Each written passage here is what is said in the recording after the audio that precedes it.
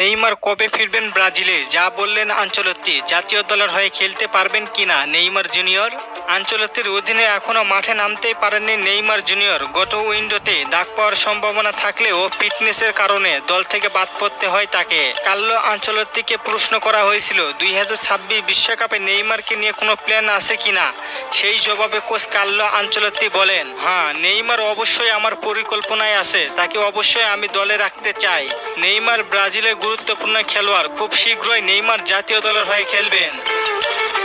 Ancelotti আরও বলেন, Neymar বিশ্বকাপের গুরুত্বপূর্ণ খেলোয়াড় এবং নেইমারকে উদ্দেশ্য করেও আনচেলত্তি বলেন নেইমার নিজের ফিটনেস ফিরে পাক এবং ভালো করে সে যেন প্রস্তুতি নেয়। নেইমারের প্রস্তুতির বিষয়ে আমার কথা হয়েছে। নেইমার জাতীয় দলে ফিরে এসে নিজের সবটুকু দিয়ে সে বিশ্বকাপ জয়লাভ করবে।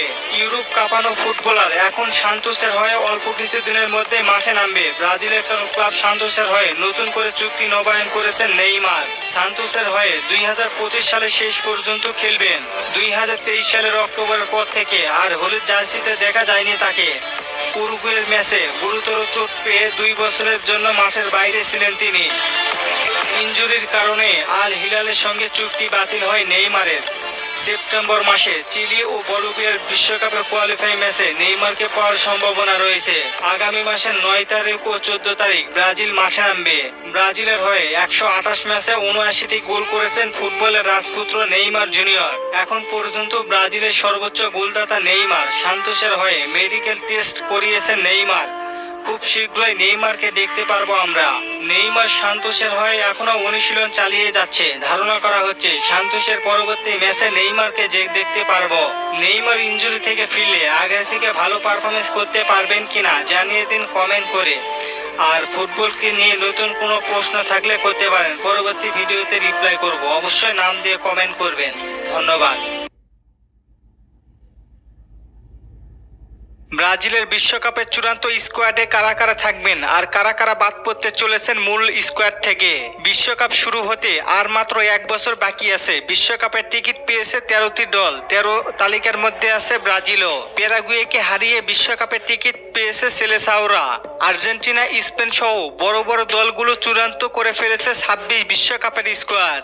আর এই দিকে এখনো ব্রাজিল স্কোয়াড গঠন করতে পারেনি। কোচ কার্লো আনচেলত্তির হাতে অল্প সময় বাকি আছে।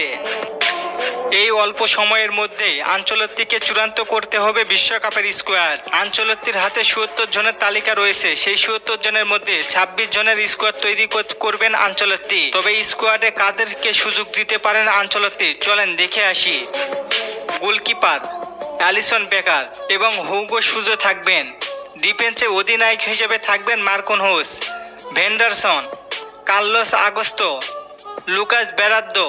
মাঝমাঠে থাকবেন ক্যাসমিরো, ব্রুনো গুইমারেস, গারসন। অ্যাটাকিংয়ে থাকবেন ভিনিসিয়াস জুনিয়র, নেইমার জুনিয়র। চূড়ান্ত স্কোয়াডে থাকবেন বিশ্বকাপের। এছাড়া আগামী উইন্ডোতে নতুন ও পুরাতন খেলোয়াড়দের সুযোগ দিতে চলেছে আনচেলত্তি। এই তালিকায় থাকতে পারেন থিয়াগো সিলভা, কুতিনহো এবং অস্কার। তবে দুঃখের বিষয় হলো আগামী উইন্ডোতে সুযোগ হারাতে পারেন রিচার্লিসন পরের 2 ম্যাচে সেইভাবে নিজেকে মেলে ধরতে পারেনি। ইকুয়েডরের বিপক্ষে শুরু থেকে তেমন অ্যাটাকিং বা গোলের চমক দেখাতে পারেননি। তাই হয়তো পরবর্তী ম্যাচগুলোতে সুযোগ হারাতে পারেন রিচার্লিসন। অ্যান্থনি রিয়াল বেটিস থেকে আবারও ম্যানচেস্টার ইউনাইটেডে এসেছেন। শোনা যাচ্ছে সে ক্লাব ছাড়তে পারেন। বর্তমানে ফর্ম যদি থাকে অবশ্যই পরবর্তী ম্যাচগুলোতে মাঠে নামবে পারবেন অ্যান্থনি।